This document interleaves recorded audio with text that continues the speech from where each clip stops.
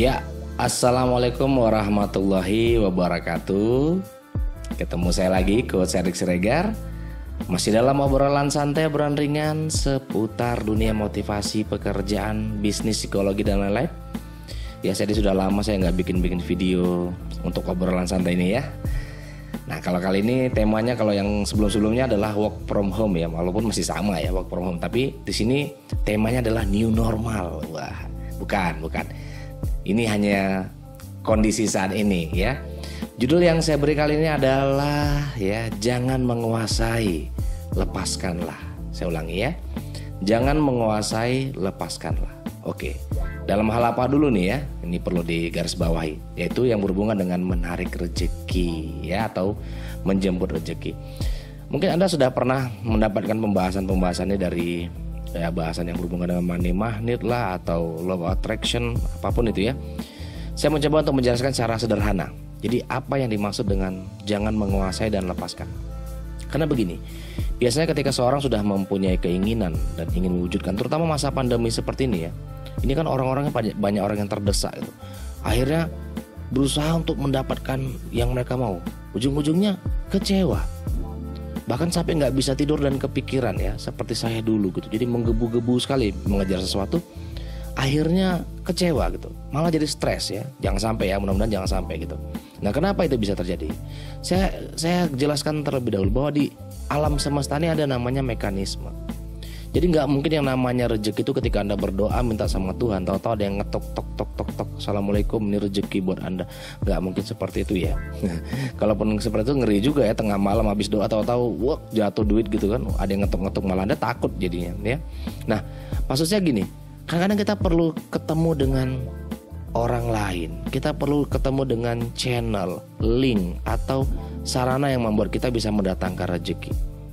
Bahkan ada orang yang sudah mengupayakan dengan cara yang paling sulit sekalipun, ujung-ujungnya mereka ketemu dengan cara yang mudah, malah lebih mudah gitu. Padahal nggak dibayangkan kalau cara itu ternyata bisa lebih mudah daripada cara yang sudah dipersiapkan tadi. Artinya di alam semesta ini ada namanya mekanisme.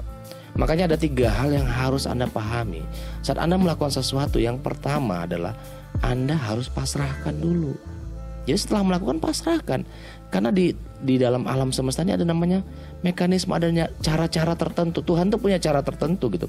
Nggak mungkin apa yang diupayakan langsung datang seperti itu. Kadang-kadang Anda harus butuh yang namanya proses bersabar. Jadi yang pertama tadi ada namanya pasrah. Yang kedua adalah bersabar menjalani proses gitu. Nggak ada orang yang begitu lahir langsung sukses atau instan, nggak ada. Mie instan sendiri pun tetap harus proses loh, nggak bisa langsung dimakan ya. Kalaupun dimakan tetap harus diracik juga dengan bumbunya ya, makan mentah-mentah maksud saya. Nggak ada yang namanya instan. Kemudian setelah bersabar ya tadi, ikhlaskan. Anda harus ikhlaskan bahwa apapun yang sudah Anda lakukan, Anda nggak bisa menguasainya gitu. Apalagi kalau harus besok gitu ya, wah gawat. Saya kasih tahu dengan Anda bahwa tidak ada manusia yang bisa memastikan hari esok itu dengan tepat 100%. Ya ini yang pernah saya pelajari. Kalaupun ada ya mungkin ya 1-2 orang mungkin bisa melakukan. Namun yang bisa tepat 100% itu jarang sekali. Bahkan yang namanya perakiraan cuaca aja Anda ingat, dia hanya bisa memprediksi misalkan dari jam 1 sampai jam 3 hujan akan turun. Tapi dia nggak bisa memastikan kapan tepatnya hujan itu akan turun. Maka saya katakan, Anda nggak bisa, jangan dikuasai. Justru ketika Anda ikhlaskan, Anda lepaskan, Anda bersabar menjalani proses, kadang-kadang dengan mudah bisa lebih cepat datang. Bahkan kata orang semakin dikejar semakin lari. Ya benar memang, karena kita begitu menggebu-gebu kita mengejar, malah nggak datang-datang. Begitu kita lepaskan, kita ikhlaskan, malah itu datang. Apa yang harus kita lakukan? Persiapkan saja secara teknis. Apa yang harus Anda lakukan? Ya, perjelas dulu ya. Sebelumnya saya sudah jelaskan visi. Ingat ya, di pembicaraan sebelum, visi Anda harus bangun. Buat Anda yang belum nonton silahkan cari ya. Ada 2 bab itu yang saya bahas tentang visi ya. Bagian pertama Anda sudah saya jelaskan di situ, Anda bisa lihat ya. Kemudian setelah itu Anda bangun sikap konsisten dalam melakukan sesuatu. Jujur, ketika masa pandemi seperti ini banyak orang yang pingin, seperti saya kemarin kebetulan beli gitar 2 bulan lalu di toko gitar yang cukup terkenal Jogja. Dan itu sehari mereka bisa kirim barang banyak sekali. Saya bilang, wah ini gila, masa pandemi gini gitar loh ya, gitar ya, bukan bahan makanan loh, gitar itu laku keras. Katanya nggak tahu mas, banyak orang yang bikin cover di YouTube. Saya tahu beberapa dari mereka tuh motivasi lihat orang yang punya penghasilan. Wah ini kayaknya Google ini mantap nih, cari duitnya cepat nih. Padahal mereka lupa. Saya kemarin tadi baru nonton dari beberapa tokoh YouTube lah yang cukup terkenal, dan mereka mengatakan kalau Anda langsung mikirnya tentang monetize keuangan, dapat uang, pasti konten Anda nggak akan laku, dia bilang. Kenapa? Karena mereka memikirkannya bisa berhari-hari. Bahkan orang-orang yang sudah subscribernya jutaan itu sehari bisa setiap hari mengupload loh. Anda bisa bayangkan begitu luar biasanya fokus mereka dan konsisten. Nah, jadi dalam melakukan sesuatu juga nggak bisa berpikir instan. Kita harus persiapkan. Nah, setelah kita lakukan semuanya, itu tadi pasrahkan. Jangan dikuasai. Apalagi kalau merasa seperti Tuhan yang harus terjadi seperti ini. No, kadang-kadang apa yang kita lakukan belum tentu caranya tepat. Tuhan itu menunjukkan dengan cara yang lebih mudah. Saya percaya itu karena saya melakukan itu juga dulu. Nah, belakangan ini juga gitu. Aduh, saya kepingin kayaknya orang lain asiknya bang. Tapi hati kecil saya menolak. Kenapa? Takutnya saya pingin seperti orang lain, tapi saya nggak cukup kemampuan untuk mereka seperti mereka, malah menjatuhkan nama saya. Yang terjadi apa?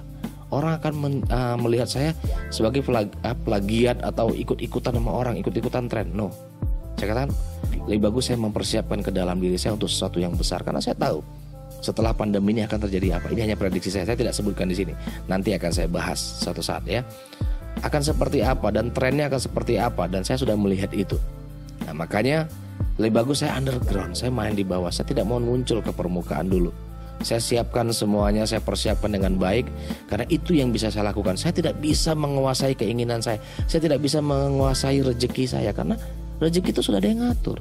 Kita hanya melakukan saja. Habis itu lepaskan atau pasrahkan, kemudian bersabar dalam menjalani proses dengan konsistensi yang ada, lalu ikhlaskan hasil apapun nantinya.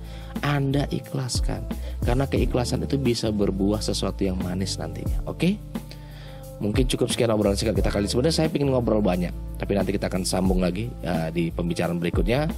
Ini materi di new normal awal saya yang saya bisa berikan. Mudah-mudahan bermanfaat. Silahkan share atau bagikan kepada orang-orang yang membutuhkan. Mudah-mudahan bermanfaat untuk kita semua.